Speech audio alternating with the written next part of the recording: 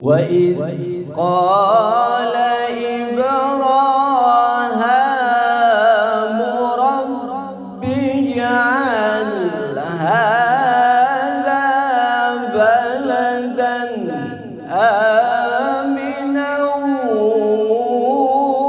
وارزق أهله من الثمرات.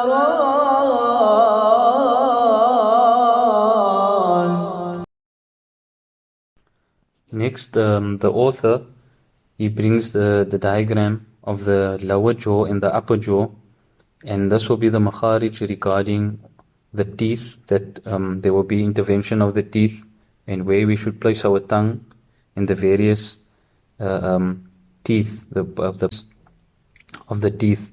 So we can familiarize ourselves with the bottom jaw, the teeth, what are they called, and the upper jaw, because you will be using these terms, the molars, premolars, canines, lateral incisors, central incisors, and so on.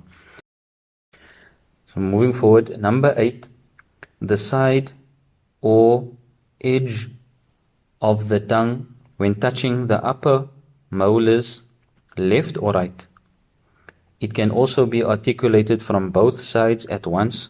The dad is pronounced from here. The left side is said to be the easiest, followed by the right side. From both sides at the same time is the most difficult. So, first of all, we need to see now which part of the tongue. So the author says the side or the edge of the tongue. The side or the edge of the tongue when it touches the upper molars. So if you look at the diagram, where are the molars, which teeth, as you can see in the diagram, and there are 3 teeth which consist of, or the molars consist of 3 teeth. So the tongue or the edge of the tongue needs to rise up and touch those particular teeth. And if we feel in pronouncing the letter dad, our tip of our tongue is touching our front teeth, that's a sign already that we're not getting the letter correct. We're not pronouncing it correctly, because as we see here, the explanation is the side or the edge of the tongue. So each person will have to see and try. Every person will be different. He will have to see in the formula we learned to make the letter sakin, and we put a hamza with a fatha before it, and then try to pronounce it. So al, il, ul, or make it mutaharrik, la, li, lu. So each person will have to try. First you try the left and then the right, and you can even try both. Every person will be different, and perhaps even the most difficult will be easy for some people. Moving on, number 9, the anterior sides of the tongue, nearest to the mouth, and the tip of the tongue when touching the gums of the teeth extended from one premolar to the other. The lam is pronounced from here. So the lam, when the tip, the front portion of the tongue, the tips, it needs to touch from one premolar all the way. So from one premolar, the canines, lateral incisors, the central incisors, till on the other side, the premolars, they need to stretch from one side till the other, and a slight touch from the sides of the tongue need to touch the gums of these teeth extending from one canine to the next when pronouncing the letter lam. And we try the same formula: al, il, ul, ul, or la, li, lu. So we must feel these makharij when pronouncing them.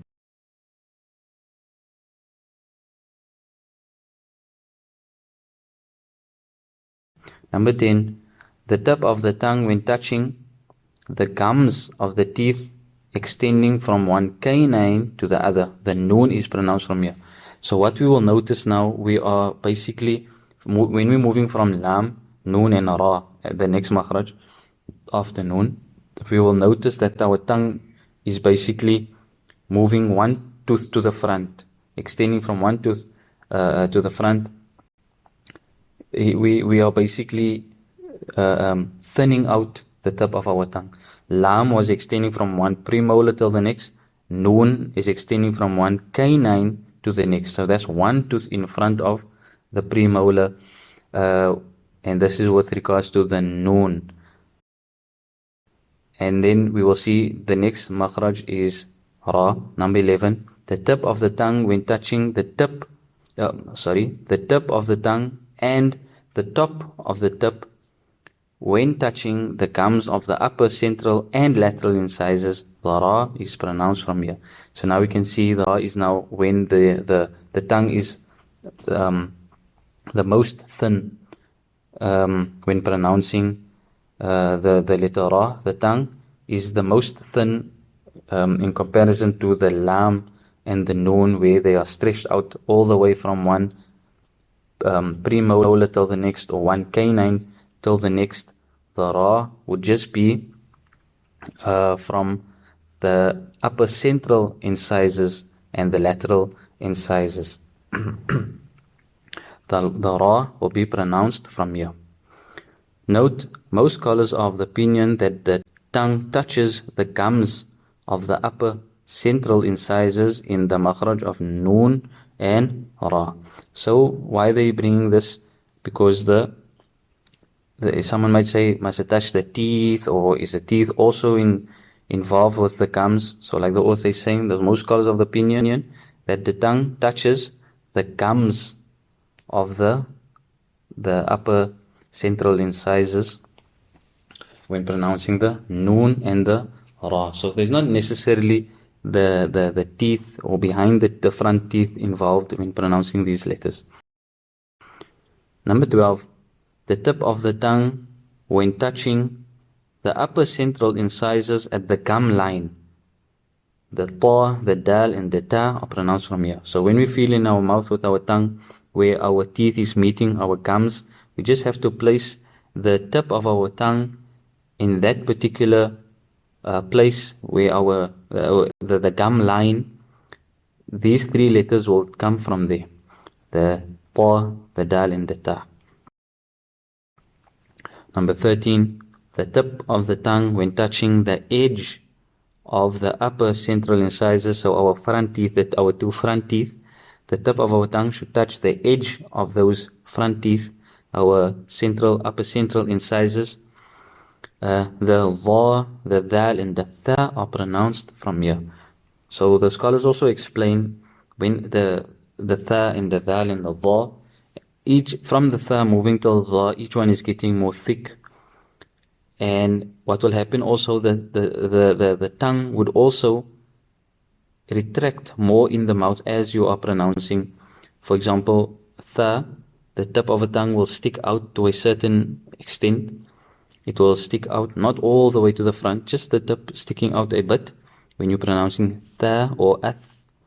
And when you move to dal, it's more thick, so it moves a little back, very slight movements.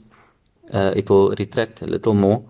And ultimately, when you come to dha or al, the tongue is fully retracted, yet still touching the tip of our upper central incisors. So when you're pronouncing dha, the tongue won't be all the way sticking out and touching the upper central incisors.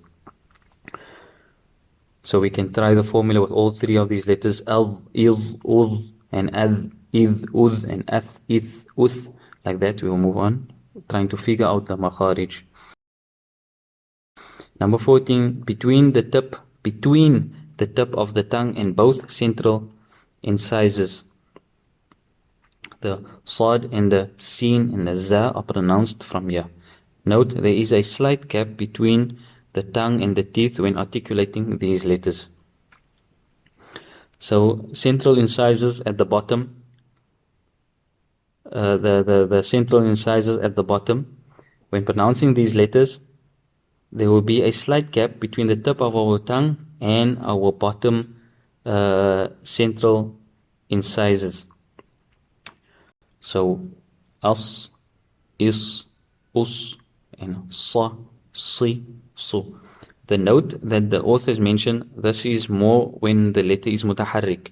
For example, when you say sa, si, su, we will feel the slight movement of our tongue leaving the makharaj, and this is the gap that he's speaking about. There is a slight gap between the tongue and the teeth when articulating these letters. So when you make it mutaharrik, sa, si, su, the tongue is retracting a little bit, and this is that slight gap that the author is speaking about.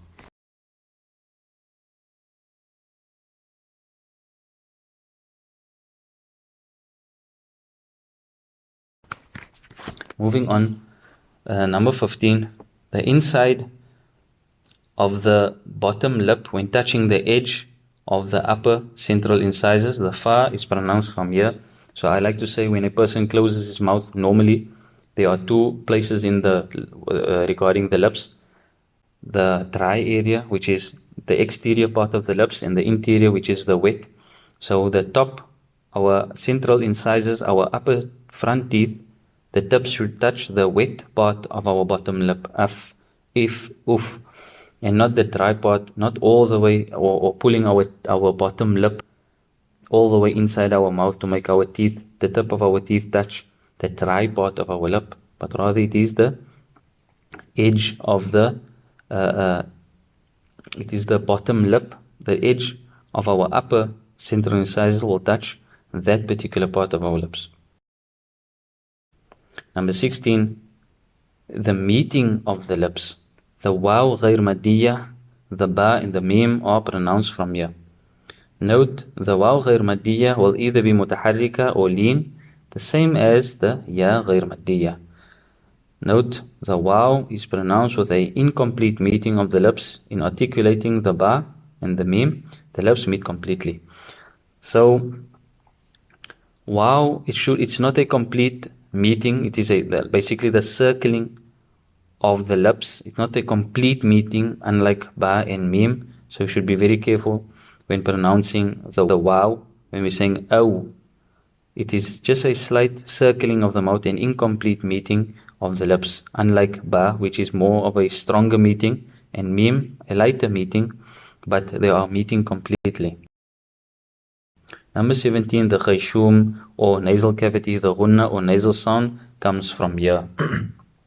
And the khayshum, as we know, it's more common or more strong or intrinsic in noon and mim. A person cannot pronounce these two letters without the nasal sound coming through his or her nose. It is an intrinsic quality in noon and mim. وإذ قال إبراهام رب اجعل هذا بلدا آمنا وارزق